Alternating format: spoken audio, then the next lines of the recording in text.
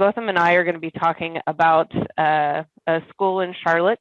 The Charlotte-Mecklenburg Schools is fairly advanced in what they require for their BIM workflows, and one of those things is having clashes. You know, they do require clash reports to happen. I think we got them out of like an actual report, and Gautham maybe can go into a little bit about that. I'm going to go back a little bit before. As most of you know, Autodesk has given us access now. As long as you have a design license, you also have BIM 360 model coordination available. And so we are just getting into it on our side. And so I was happy that Gautham wanted to take it a little bit further after I was talking about the model coordination piece. And our MEP engineer actually does a lot of this as well. And so they kind of pushed us into a direction of needing to figure a few things out. So going back to the very beginning, how to get the views that Scott was showing is through this publish settings on your, sorry, I want that to go away. So under, publish settings here, you just want to, for us, our engineer had already created all of the MEP views that I'll show you in a moment in his file. And then we already had a Navisworks coordination view that we typically set up for our projects, because on the design side, we are in design right now. On the design side, we do Navisworks coordination typically. Now that we've seen the model coordination, it's probably going to be enough for us on the design side to get us by. We know that Navisworks does many more things, but it's also, for me, harder. And I don't like the look of it necessarily. So just the beauty of the views within model coordination space on BIM 360, the BIM 360 cloud is much better. So you just select the view that you want to have. I highly recommend, this one is just named export. I highly recommend that you do some nice naming conventions for these views. If you have multiple ones, like level naming, get everybody on the same page. It just helps out when you're getting into the model space. So then once that's selected, you do have to go ahead and publish that model in order for it to come up on BIM 360. So here I am in our model coordination space. I don't know why this, make it go away. The little, the navigation thing is like overrunning, and I don't know how to make it go away right now. So this is what we're gonna do. So this is where the model coordination, hopefully people realize that. I do Autodesk, I think these should be reversed. Just, putting that out there. So the model coordination tab, I'm gonna click over here. This is that same portion that Scott was talking about. So you can see here, just as Scott said, our engineer did divide everything up by level. I've gone ahead and selected some of these, and I have those open over here. So just certain models we can start to look at. You can see we have our a different model not in the right place, so that's cool. I have to go in and check what's happening with my view on that one. I think it's the structural one, actually. I selected the wrong file, so we won't get any structural coordination on that. So here's the model as it's seeing things. So I just did that first level, and I like the navigation part within here. I will say, I think I like the group by type name a little bit better, but you have to make sure that your type names are something that are understandable. So if I move this one to architecture, and then I have all of the other models, you're going to start to see, like, we're pretty good with our type names on the architecture side, but then we get into 12 feet. That's a cool type name. Don't know what that is.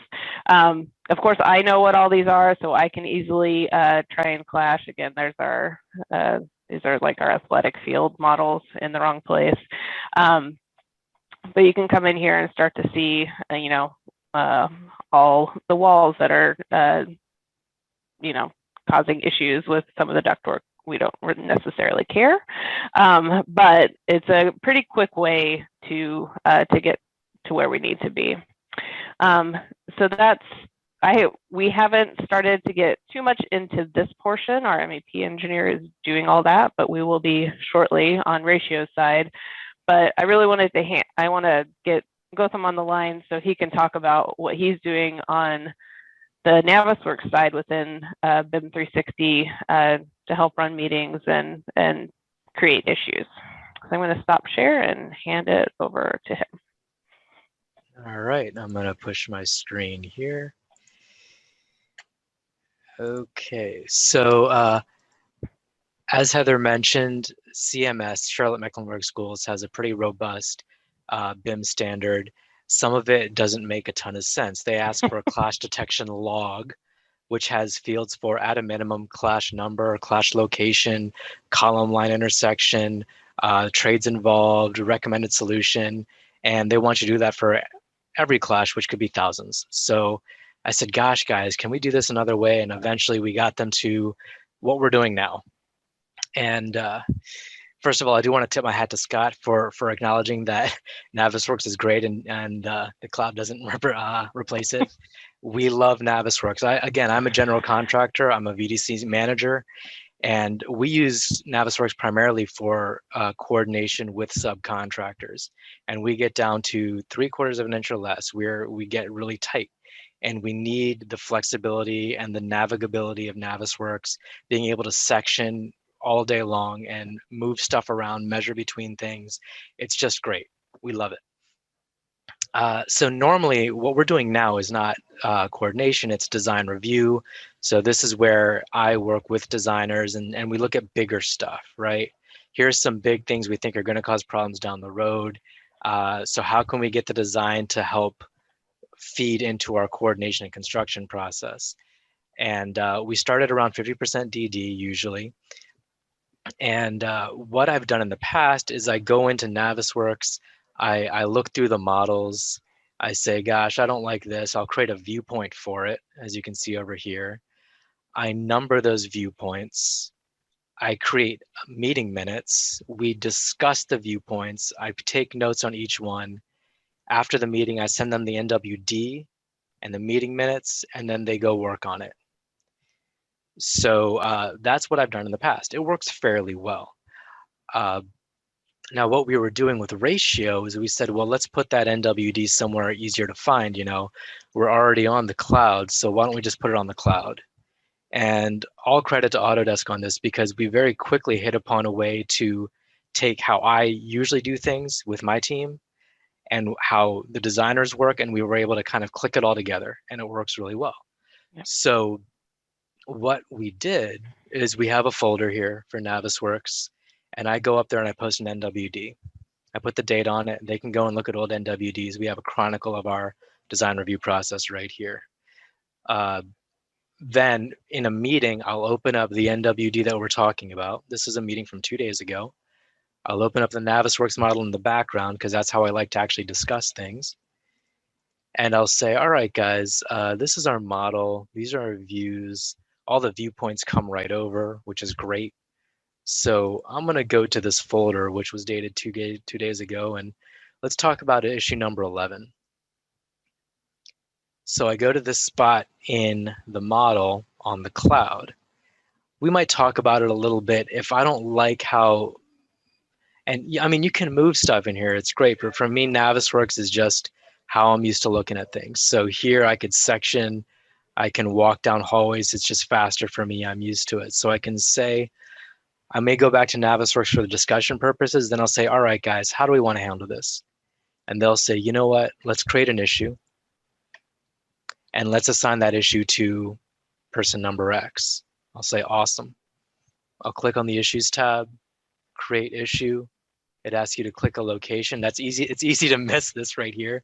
You got to remember to click a location to give it an actual place to go. And now I've got an issue created here. I put a title on it, assign it to somebody. I can assign it to Heather. Add any other details I want here and hit create. And so now they have this list here, right? And you'll see we've already started working through some stuff. But it's been great because I've been able to take I take what I do and how I like to do things with my team, our internal process, and I can put it up on the cloud. And now all their issues, whether it's something we created in a design review meeting or an issue they've created on their own or issues that Heather's come up with, they're all in the same place for them to look at. So, and again, we hit on this. It took us less than an hour, right, Heather? Yeah. To figure this out and start implementing this. Yeah. And so now this is just the way we do it. I don't have meeting minutes that I have to send them because all they have to do is look at their list of issues, right? They can go to an issue, they can go to the activity, they can add comments, whatever it is, they can close out issues. And suddenly there's less documentation, fewer places for them to go for the information.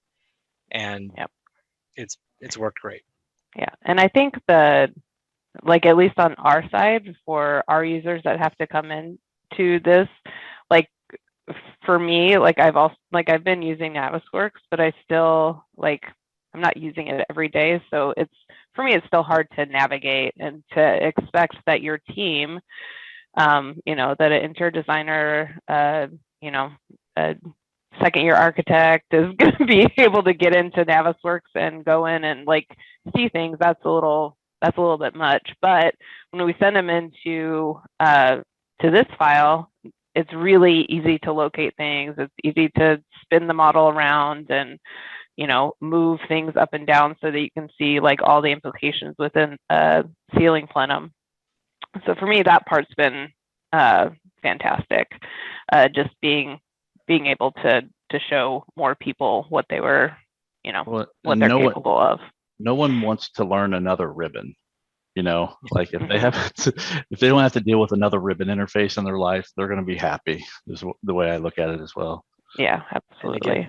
Now this is all their issues, not just the ones we've created, but everything that's come up that we've created around. And so they can click on it here and get to it. And I guess the one thing I'll tag onto what Scott was saying is how in Navisworks, there's no way to push those issues from Navis back into the cloud. Well, this is how we're doing it with the viewpoints. So it's, and again, because it's a design review, we're not going through every single fine tooth comb issue. We're hitting 15 or 20 in a meeting. And now we're going from Navisworks up to the cloud. And Well, I should clarify, we can create issues in Navisworks that push up, but if you run your clashes in Navis, you can't push your clashes up. That makes sense. I may have said that too quick earlier. Yeah. And there is a lot of, if you're just getting into this, there is a lot of permissions and different things on the back end that you have to set up correctly. When we were first running through this, the MEP engineers, they couldn't see any of the issues that we were making because we hadn't opened, we didn't have it set correctly for them to be able to see things. And if you are on the design side, consider with organizing your issues. When we were talking to Autodesk about some of this stuff, there are metrics that you can start to put in place. Some of those metrics I don't feel like make sense during schematic design and design development. Maybe into CDs, that you can start to see that your project teams are always having a problem with the cable trays running into duct work.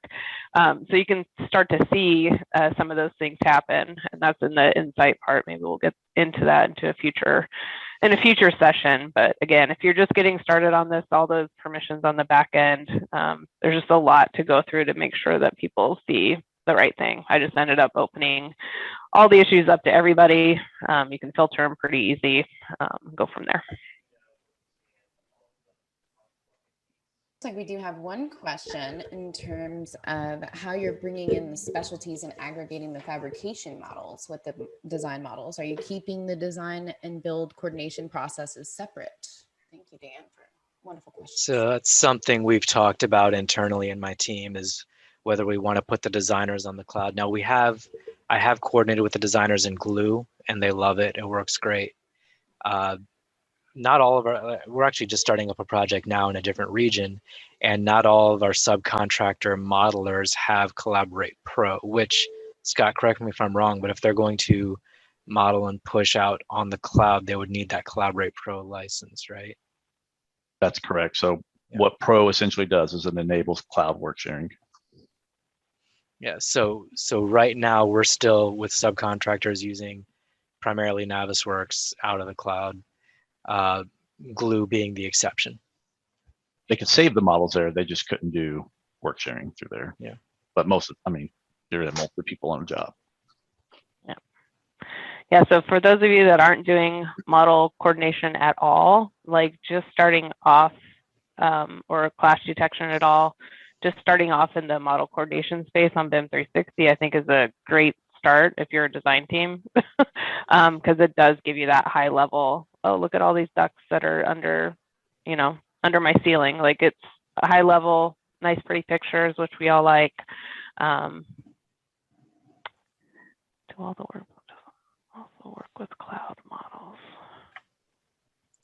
I don't know if I understand Dan's question. Dan's asking, do all workflows discussed also work with cloud models?